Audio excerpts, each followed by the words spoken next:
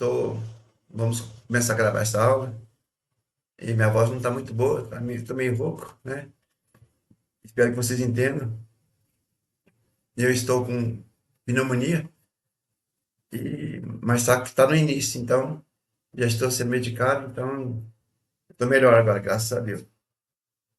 Espero que essa semana já. Aliás, já voltei ontem da aula, apesar de que não estava muito bem, né? E nem posso, porque pneumonia pode ser transmissível. Mas eu fiquei, tomei meus cuidados lá e graças a Deus deu certo. Espero que vocês estejam bem, tá? Então vamos começar. É, nós estamos continuando a falar sobre modificações molecular. Então, tem algumas modificações que são importantes para alguns setores do corpo, né? Para a ação dos fármacos. E hoje nós vamos falar dos colinérgicos. Fármacos colinérgicos. Tem os fármacos colinérgicos e os fármacos adrenérgicos. E primeiro vamos falar dos colinérgicos, que são aqueles que atuam em qual sistema? Né? São os fármacos que vão atuar ali nos nervos, no sistema nervoso autônomo. Você sabe que existe o sistema nervoso central, né? Que comanda o corpo todo, e os autônomos, aquele sistema que não depende do nosso querer, né? Ok?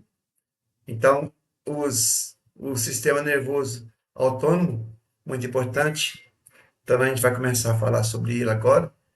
E aqui você vai receber esses slides aí, você vai poder acompanhar direitinho, tá? Ok?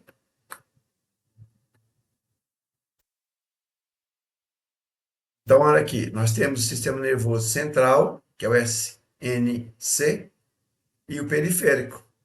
O periférico tem dois tipos. Tem o autônomo e tem o somático. Então, o mais importante para nós agora é o periférico. O central, você sabe que ele governa tudo, né? O periférico,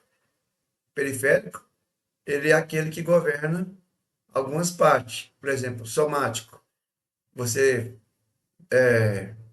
quer tomar alguma atitude. Então, aí, nesse caso, é o somático. E o autônomo é aquele que não depende das nossas atitudes. E no autônomo eu posso ter o simpático e o parasimpático. Então, olha, o autônomo são funções involuntárias do corpo, como frequência cardíaca, digestão, respiração. São coisas que você já sabe que eu vou estar só reforçando, né? E o somático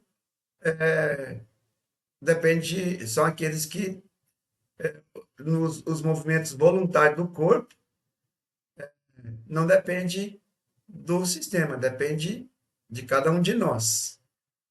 Por exemplo, vou correr, tomo uma atitude, ok? Ou senão, vou conversar, atitude, beleza? O sistema nervoso autônomo e os fármacos colinérgicos, vocês, para estudar esse sistema, esses fármacos, a ação deles, vamos conhecer primeiro o nosso sistema. O simpático, responsável pela luta ou fuga. Então, guarda. O simpático, luta ou fuga.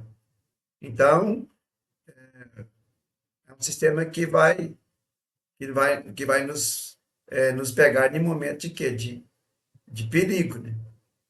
De estresse.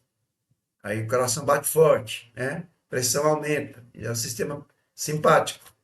E o parasimpático? Aí é repouso, tranquilidade, gestão, né? Conservação de energia, tá? Calma. Esse é o parasimpático, ok? E os fármacos colinérgicos atuam no sistema, especialmente modulando os receptores da acetilcolina. A gente chama de ACH, que é o principal neurotransmissor do sistema parasimpático, ok? Podendo ser classificado como agonista ou antagonista, beleza? Então, a gente tem aqui, ó, o sistema, eu tenho aqui duas telas, então, de vez em quando eu vou estar olhando para cá, tá? Então, podendo ser classificado como agonista ou antagonista. Você sabe que agonista é aquele que ativa e os antagonistas é aquele que bloqueia. Então, os fármacos colinérgicos, aonde que é a ação deles? Eles vão estar estimulando quem? Acetilcolina, não é?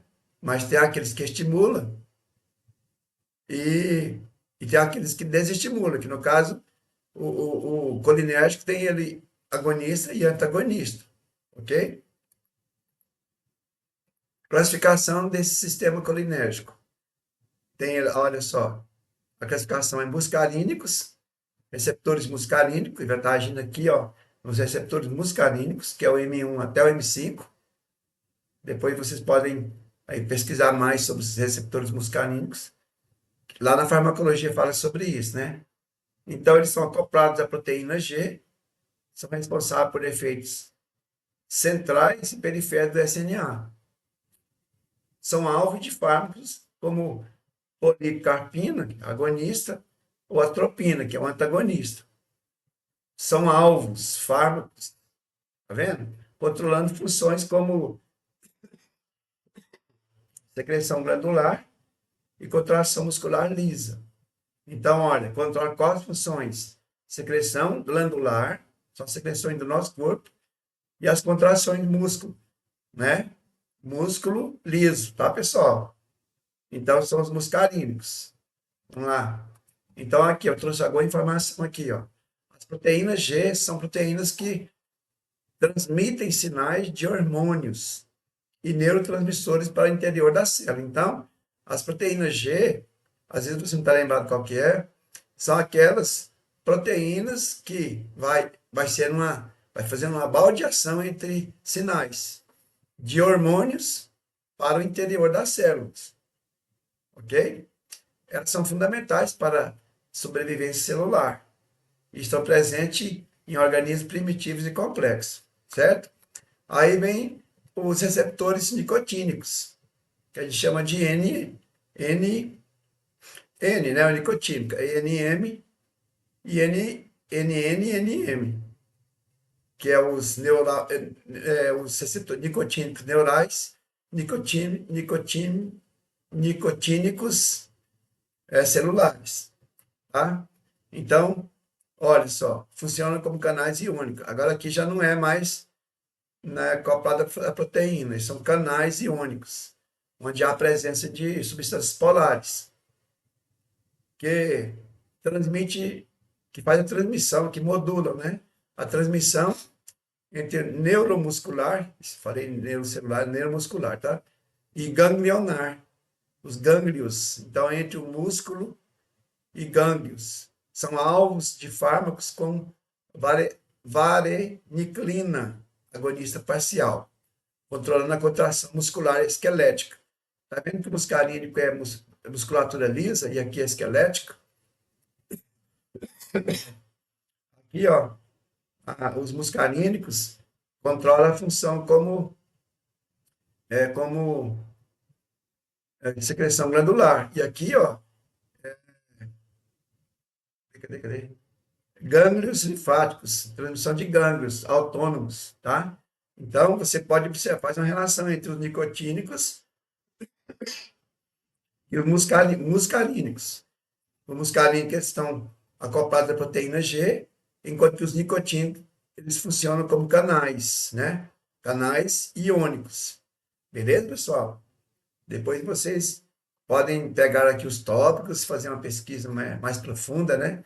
Aqui a gente acaba falando mais na parte química, lógico que estou falando da parte biológica agora, né? Mas aí você precisa, a parte mais biológica, mais profunda, vocês estão vendo em farmacologia. Mas se vocês ainda não leu bem sobre isso, sobre os receptores muscarínicos e nicotínicos, receptores colinérgicos, tá, pessoal? Presta atenção, tá? Ok? Então, aqui eu coloquei aqui uma ilustração, né? Então, aqui eu tenho ó, os colinérgicos muscarínicos, que é de M1 a M5, nos órgãos inervados pelas fibras pós-ganglionares da sinapse. Então, aqui eu tenho aqui, ó, os muscarínicos que estão com a proteína G, alfa, beta e gama. Tá? Então, olha só, olha o trabalho que eles têm. Então, eles têm que passar por essa proteína G, que é um carregador, né? E ele vai, ok, vai aumentar, ele vai ter várias função. E para isso, então, quando você toma um medicamento, que ele é um receptor colinérgico, ele vai estar ativando isso ou desativando. Então, aqui um pouquinho, ó, aqui, acaba que eu coloquei algumas coisas importantes aqui para a gente saber. Ó. Os receptores M1, M3, M5, ao serem ativados, desencadeiam uma cascata intracelular via proteína G, GQ, tá? Resultando em liberação de cálcio e ativação da enzima como a PKC, o que leva a efeitos como contração muscular ou secreção. Essa é a importância dos receptores M1, M3 e M5, ok? A estrutura da acetilcolina, pessoal, ela aqui ela tem um éster, tá vendo aqui um éster, ó, C dupla O, isso aqui é um éster. Isso aqui, ó, você fala assim, isso aqui é uma amina? Não, quando ela é amina, pessoal, ela tem só três ligações, tá vendo? Ó, ela tem três ligações. Esse aqui tá, no caso aqui o N, ele tá fazendo uma quarta ligação. Isso aqui é chamado amino quaternário, tá? Amino quaternário. Ela é uma amina? É. Só que ela é uma amina ionizada, é um amino quaternário. Então a estrutura da acetilcolina é essa. Então o medicamento farmacolinérgico ele tem que ter o que? Estrutura parecida com isso. Ok? Então, olha só. Na estrutura da acetilcolina, que é o modelo básico dos colinérgicos, servindo como referência para o desenvolvimento de novos compostos com atividade similar ou antagonista. Então, a acetilcolina, ela é o modelo para criar-se um fármaco colinérgico. Aí vamos lá, vamos ver os modelos da acetilcolina. O grupo amônio quaternário, que é aquilo que eu falei, que é o N, é o N+, tá, pessoal? Na molécula tem o N+. Olha só, esse N+ é importante para quê? Componente essencial para a interação com o receptor. Então, o receptor é onde que a acetilcolina vai agir, onde ela vai se acoplar. Para se acoplar ao receptor, o receptor ele só acopla a acetilcolina porque ela tem o amônio quaternário. A importância é isso. A gente chama até sítio aniônico do receptor colinérgico. E aí tem a parte o quê? A parte estérica. Então é sujeita à degradação rápida pela enzima acetilcolinesterase.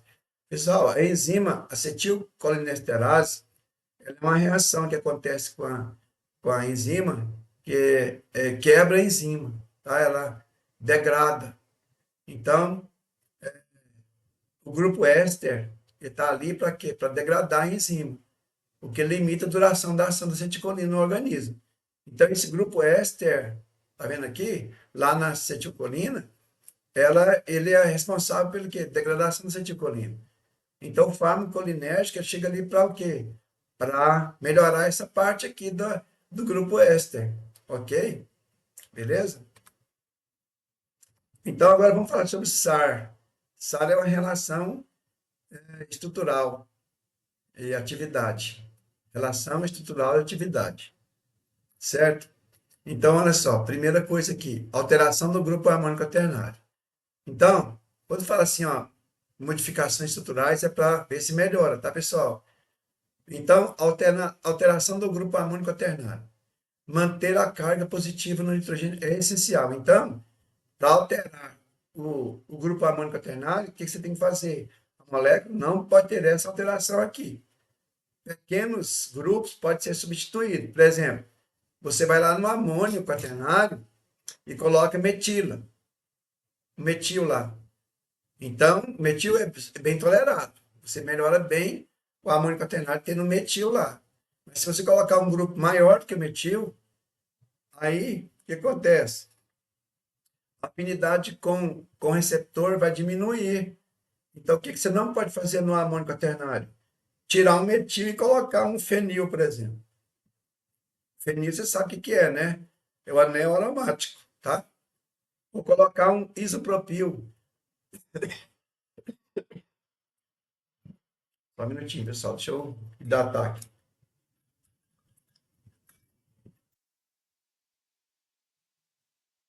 Você olha, não pode colocar quando falar grupo volumoso, pessoal, esse grupo volumoso aqui é um grupo que tem mais de um carbono, por exemplo, etil, pode colocar etil lá, ele pode atrapalhar a afinidade pelo receptor. Então, esse fármaco não vai ser bem recebido. E aí não vai ter ação nenhuma lá, né? Ação antagonista. Aí tem aqui agora, segundo item, substituição da cadeia etílica. Aumentar a cadeia lateral pode aumentar a seletividade por receptores muscarínicos ou nicotínicos, permitindo o desenvolvimento de fármacos com ação mais específica em determinado sistema. Então, às vezes você quer tratar um determinado sistema, que é um volume maior, onde é que você pode aumentar esse volume? Na cadeia. Então, na cadeia da acetilcolina. Vou voltar aqui para te mostrar o que é cadeia, quer ver? Vamos voltar aqui um pouquinho. Aqui, ó, nessa região aqui, ó. Tá vendo? Aqui, ó, dois carbono, ó. Essa é a região etílica. Aqui é o grupo amônio, que é o grupo estérico, o éster, e aqui é o grupo etil, ó. Tá vendo? Tá falando isso aqui, ó. Vamos voltar então para frente aqui um pouquinho, né? Então aqui, substituição na cadeia etílica. Ali você sabe que tem hidrogênio, né? Então se tirar o hidrogênio lá e colocar um metil, você pode torná-la mais específica. Você vai aumentar a seletividade. Então, aí você vai dizer, ó, esse fármaco só vai agir em determinados casos, ok? Melhora a molécula. Aí vem lá, terceira coisa, modificação do grupo éster, aquela parte do éster. Substituir o grupo éster por um carbamato. Vou te mostrar aqui que é o carbamato. Torna a molécula mais resistente à degradação enzimática, como no caso, a neostigmina, um inibidor da acetilcolina. Outros análogos, como carbacol, resistem a melhor degradação do que a acetilcolina. Então, você vai mudar o grupo éster. Vamos lá. A acetilcolina está aqui, não é? Ó, o que é o carbamato? É isso aqui. Então, o carbamato é isso aqui, ó. Você vai substituir o grupo éster por carbamato, que é isso aqui. Tá vendo que o carbamato, pessoal, não é não é um éster simples, né? De um lado ele é éster, parece, né? De um lado ele é éster. Do outro lado ele é amida, tá vendo aqui, ó? Isso é chamado então carbamato, tá? Então, olha só. Continuando a história, né? E vamos então agora vamos ver o que acontece quando a gente faz essas modificações. O fármaco, acetilcolina, estrutura natural, aí, o que acontece? Qualquer efeito, relação estrutura-atividade. Rápida degradação, ele tem uma baixa meia-vida. Tem uma baixa meia-vida. Olha só, carbacol, que é uma estrutura que eu posso, que é um fármaco similar. Substituição do grupo S por um carbamato. Eu estou mudando a acetilcolina, tá vendo? Aumento da estabilidade, ação prolongada. Então, eu vou aumentar a, a meia-vida. Né? Ele vai demorar a degradar. Por quê? Porque eu substituí o grupo éster por um carbamato. Tem o betanecol. Betanecol, o que acontece? Adição de grupo metila lá no grupo etil, tá? Aí a seletividade para os receptores muscarínicos. Você vai ter um medicamento seletivo para determinados momentos ou determinada parte do organismo, certo? Então, os agonistas colinérgicos diretos atuam diretamente nos receptores, imitando a ação da acetilcolina. O beta-necol, como por exemplo, é um resultado, é usado para tratar retenção urinária, ilho paralítico, devido à sua seletividade muscarínica, demonstrando como modificação estrutural pode direcionar a ação farmacológica.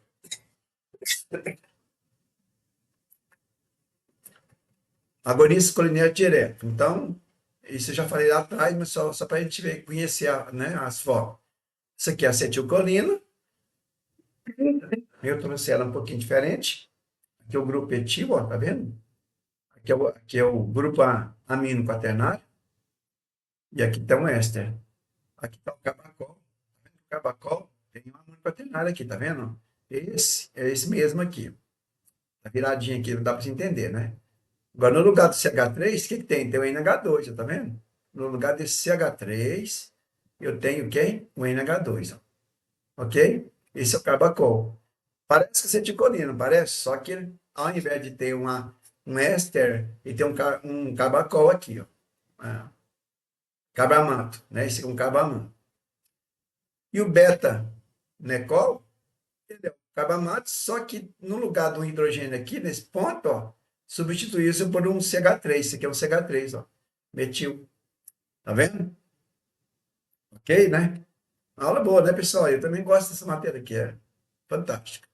Inibidores da acetilcolesterase. Neostigmina, falei lá, né?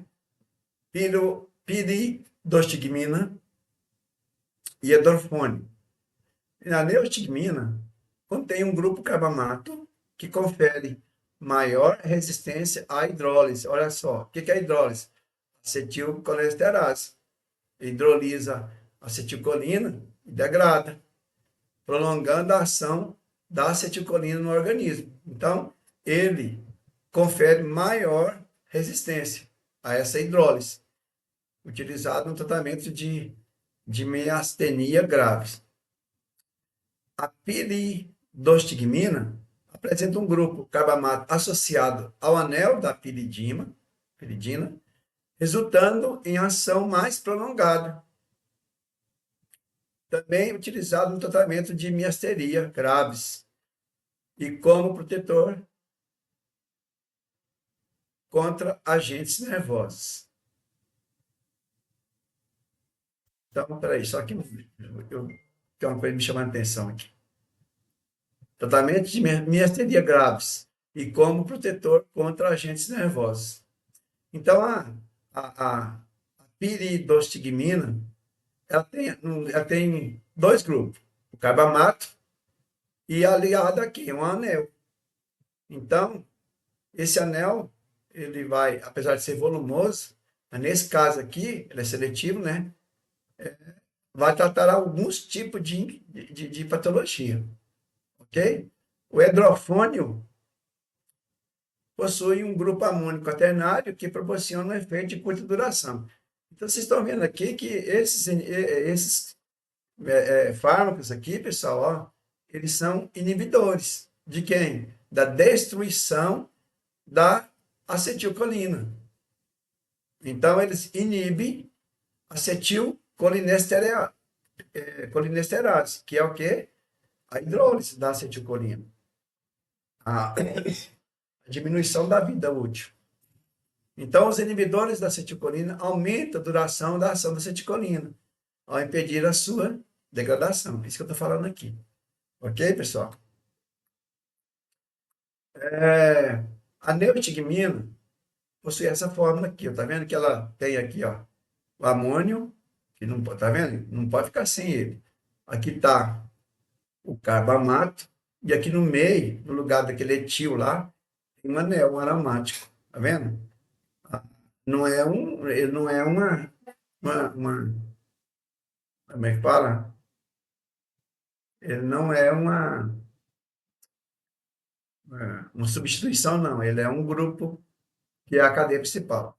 A pirotigmina é essa aqui, ó. Tem aqui o amônio quaternário, está aqui dentro do anel, tá vendo? Está dentro do anel. E aqui continua tendo aqui o carbamato, tá vendo? O hidrofônio, também tem aqui o amônio quaternário, um pouquinho diferente aqui da neostigmina. Então, são aí inibidores da acetilcolinesterase. Ok? Para frente, os antagonistas, os antimuscarínicos. Então, tem os antagonistas, sabe, né? É o que vai agir contra. Na atropina, quando tem um anel tropano, que proporciona bloqueio dos receptores NM3.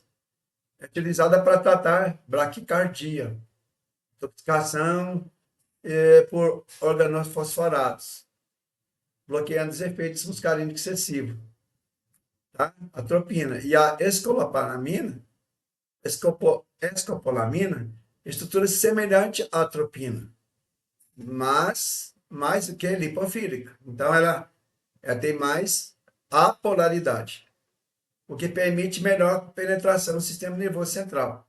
É utilizada principalmente para tratar cinetose, enjoo de movimento. É a parte que você faz. Às vezes você sente enjoo na hora que você está fazendo muito exercício, né? Ok? E por último aqui, ó, o hipatrópio. Ele possui um grupo harmônico quaternário que confere ação pulmonar seletiva, sendo utilizado na tratamento de DPOC. Negócio de pulmão, tá, pessoal? Quem tem doença asmática, tá? Beleza? Os antagonistas colinérgicos antimuscarínicos. Então, antagonista colinérgico antimuscarínico. Atropina e eu trouxe aqui as figuras, né? Escopolamina e o hipatrópio. Tá vendo? Tudo tem o quê? O amônio aqui, o amônio. Aqui tem o amônio aqui, ó. Só que não está polarizado, né? Mas geralmente é polarizado, tá? Aqui dá o amônio. Então, aqui tá um pedacinho da molécula aí. Ok? Fatores que influenciam a relação de ultratividade. Carga e polaridade vai determinar a seletividade e permeabilidade da molécula através das membranas biológicas. Então, determina fatores que influenciam nessa relação, tá, pessoal? Dos fármacos colinérgicos. Então, segundo, a estabilidade enzimática afeta diretamente a duração da ação farmacológica no organismo. E terceiro, interação com receptores, regula os efeitos muscarínicos e nicotínicos, determinando o perfil farmacológico. Então, são os fatores que você precisa saber.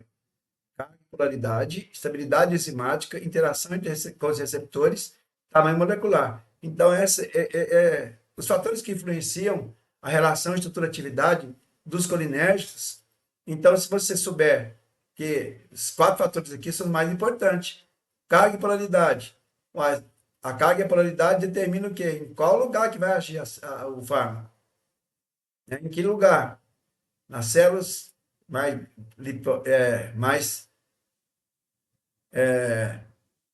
gordurosas ou mais hidratadas? Afeta diretamente a duração da ação farmacológica no organismo. Então, aqui, outro tempo. Vai reduzir a minha vida ou vai aumentar? Regula os efeitos muscarínicos. Então, aqui, a interação com receptores vai regular os efeitos. Se o efeito vai ser bom ou se vai ser ruim. E o tamanho molecular. Influência e capacidade de ligação do sítio ativo. Então, aqui, ó, vai ligar ou não ao receptor?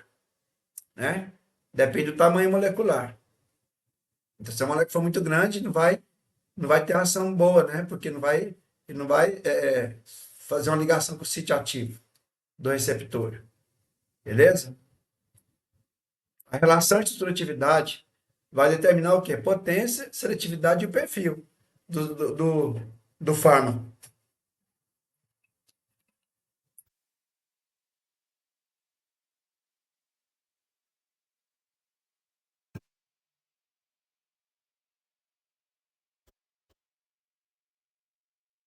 Classificação dos receptores muscarínicos. Tá? Eu reservei aqui alguns pontos, vou colocar tudo aqui, para a gente já ter uma ideia, né? Então, ó, neuronal, cardíaco, glandular muscular e o sistema nervoso central. Então, o M1 trata mais os gânglios, células parietais, o M2, coração, o M3, as glândulas exócrinas, que é músculo liso e tal, e o M4 e M5, sistema nervoso central, endotélio vascular. Da parte biológica aqui, ó, se você quiser saber cada parte dessa mais detalhado, você estuda na farmacologia, ou você pega o livro que eu enviei aí, ó, lá fala diretamente muito sobre isso. Eu acabo assim, não dando muito crédito, muita ênfase, né? Porque senão a gente fica uma aula inteira falando sobre cada coisa dessa. E sendo que você pode ler muita coisa lá e aprender muito mais do que eu, tá? Os receptores, os receptores muscarínicos, desculpa aí a tosse, tá, pessoal? Não tem jeito não. Os receptores muscarínicos foram nomeados assim porque são estimulados pela muscarina, um alcaloide encontrado no cogumelo Amanita muscaria. A pronúncia não é essa, né, gente? Mas eu falo assim, tá? Eles estão acoplados à proteína G, já falei, né? E desempenham diversas funções do sistema nervoso e órgãos periféricos, regulando desde a frequência cardíaca até a secreção glandular. Beleza? A secreção, você já sabe, né? Secreção glandular, onde sai tantas coisas, secreção hormonal, tá? Então, você já tem que aprofundar nesses detalhes, tá, pessoal? Aprofunda mais nesses detalhes. Mecanismo intracelular dos receptores muscarínicos. Vamos colocar aqui os três. Então, olha, quais são os mecanismos que são usados? M1, M3, M5, via proteína G, que é o GQ. E o GQ é o GI, né? Tem vários G. Então, esses subtipos estão acoplados à proteína GQ, que ativa a fosfolipase. Esta enzima catalisa a formação de segundos mensageiros como diacilglicerol, inositol trifosfato, aumentando o cálcio, olha só, intracelular, desencadeando a resposta celular específica. Então, o M1, M3, M5 via GQ. O M2 e M4 via GI. Aí é onde é que esse GI vai atuar? Vai inibir a atividade do adenilato ciclase, reduzindo níveis de AMPC intracelular. Isso resulta em efeitos inibitórios, como redução da frequência cardíaca. Então, está vendo? Eu quero reduzir, meu coração está disparado, vou tomar um medicamento, né? Um muscarínico, um colinérgico, que vai o quê? Vai diminuir essa frequência cardíaca. Essa diminuição, o mecanismo é o quê? Via M2 e M4. Tá? Efeitos, vai inibir lá a ação da enzima, do neurotransmissor, acetilcolina. Tá? Observado como a estimulação do receptor M2 do coração. Ok? E efeitos fisiológicos. Então, além desses do M1 até o M5, tem os efeitos fisiológicos. A ativação desses diferentes mecanismos resulta em respostas fisiológicas variadas, desde excitação neuronal e aumento da secreção glandular, até braquicardia, redução da força de contração cardíaca. Então, os efeitos, vai cair aqui, efeitos fisiológicos. Na verdade, o aluno tem que saber muita coisa, né, gente? Aliás, vocês estão sendo formados para quê? Para ser um bom farmacêutico. E você tem que entender do assunto. Então, é aqui na academia que você vai se lascar, né? Na verdade, não é se lascar, é se preparar. Mas para se preparar, você precisa o quê? Esforçar. E isso exige de cada um de vocês. Eu já passei por isso também. Então, assim, é muita coisa, é muita coisa. Mas aí é que faz a diferença entre quem faz um curso bem feito e quem faz um curso mal feito. Aplicações clínicas. Vamos lá, aplicações clínicas. Policarpina atua principalmente nos receptores M3, sendo utilizado para tratamento de glaucoma, reduzir a pressão intraocular. Então, olha, policarpina vai agir aonde? Glaucoma. Aí vai reduzir a pressão, aumento da drenagem. Tá vendo, gente? A minha filha tem pressão alta, ela tem que ficar sempre indo no médico.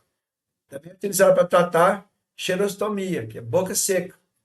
Aumenta a salivação. Então, aumentaram o quê? Secreção, tá vendo? Aumenta a secreção. Ok? Às vezes a boca está seca, porque você está precisando de uma ação. A minha ficou seca agora. que eu estou falando, hein? Então, a policarpina vai desde o globo ocular, né? Até xerostomia, né? O betamecol, que ele age no sistema M3, ele estimula a contração muscular lisa da bexiga. Então, você sabe que para expulsar o xixi tem que ter músculo, né? Então, pessoas têm dificuldade de esvaziar a bexiga. Pessoas que têm problema de esvaziar a bexiga, geralmente isso acontece muito com o homem, né? Problema de próstata, né? Na verdade, o homem tem que ter mais força ainda para esvaziar a bexiga. Por quê? Porque a próstata vai aumentando e vai fechando o canal. Às vezes não seja problema de cancerígeno, é problema de aumento mesmo. Com o passar do tempo, no homem vai aumentando a próstata, né? E vai, ali a próstata fica bem pertinho do canal da bexiga, e ela vai comprimindo ali o canalzinho e impede a passagem de urina. Nesse caso, eu tenho que fazer um procedimento ali, um cirúrgico, ou tomar algum medicamento, né? Certo? Beta-carmacol, né? O carbacol, também ação no M3, é utilizado para tratamento de glaucoma, tipo policarpina aqui, mas já mais seletivo, né? Ele promove a contração da pupila, já chama de meiose, né? Facilitando a drenagem do líquido. Beleza, pessoal? Já temos 36 minutos de aula, estão acabando, tá? Então não parei aqui porque senão a gente não volta. Aplicações clínicas. Os antagonistas muscarínicos bloqueiam a ação acetilcolina, reduzindo a ativação dos receptores muscarínicos. A atropina é utilizada para midríase, exames oftalmológicos. A escopolamina, enjoo, ou cinetose, que a gente chama, né? E o hepatrópico ou tiotrópico, broncodilatadores, problema asmático, problema pulmonar. E a oxybutinina, tá? Hiperatividade da bexiga. Às vezes a bexiga é muito ativa também, né? A pessoa tem que diminuir a atividade da bexiga. Toda hora a pessoa vai querer ir no banheiro, não tem nada lá dentro, né? Beleza? Aí agora temos receptores, que é o que a gente chama de neuronal e muscular. Que quais são os tipos, né? Os subtipos. Então, os receptores neuronal, nicotínicos, né? Localizados nos gânglios autonômicos, então no SNC. São canais iônicos, que é Na, canais que têm sódio, viu, gente? Sódio e potássio e cálcio. A sua ativação leva a despolarização celular. Então, né, a tendência dos receptores neuronal é despolarizar a célula. São responsáveis pela transmissão ganglionar do sistema nervoso autônomo e pela liberação de adrenalina. Beleza? E os muscular, encontrado ali na junção do neuromuscular, esses canais iônicos permeáveis, só que já são permeáveis ao Na e o potássio, é o sódio e potássio. Lá na bomba de sódio e potássio, certo, gente? Cuja ativação também resulta em despolarização. São fundamentais para a contração muscular esquelética. Aqui é ganglionar e no sistema nervoso autônomo, e liberação de adrenalina, e aqui é muscular esquelética, traduzindo o sinal nervoso em resposta muscular. A resposta muscular é NM e resposta neuronal aqui, ó, a parte mais do sistema nervoso autônomo, certo? Está acabando já. Aplicações nicotínica. Então, vamos lá. Estimula receptores neuronais, já falei, agonista parcial do neuronal e cessação do tabagismo, principal aplicação clínica. Então, os agonistas nicotínicos, pessoas que fumante quer deixar de fumar, né? Então, toma esse medicamento aí chamado agonista nicotínico. Os agonistas nicotínicos estimulam diretamente os receptores nicotínicos, sendo utilizados principalmente na terapia, a reposição, para a cessação do tabagismo. A valicelina, a valiniclina, essa aqui, ó, ela apresenta abordagem diferenciada, estimulada parcialmente o receptor nicotina, parcialmente. Bloqueia a ligação entre a ligação da nicotina do cigarro, reduzindo a satisfação associada ao fumo. Então, um tratamento anti-tabagismo aqui, né? Nicotinas são os agonistas nicotínicos. Então, aqui já está acabando, tá, pessoal? Eu acho. Bloqueadores, tipos principais, bloqueadores neuromusculares e bloqueadores ganglionares, alvo do BNM, receptor de nicotina musculares, e o NM, alvo dos ganglionares, tá? Aqui só a parte mais finalmente aqui, que eu coloquei só como já observação já, tá?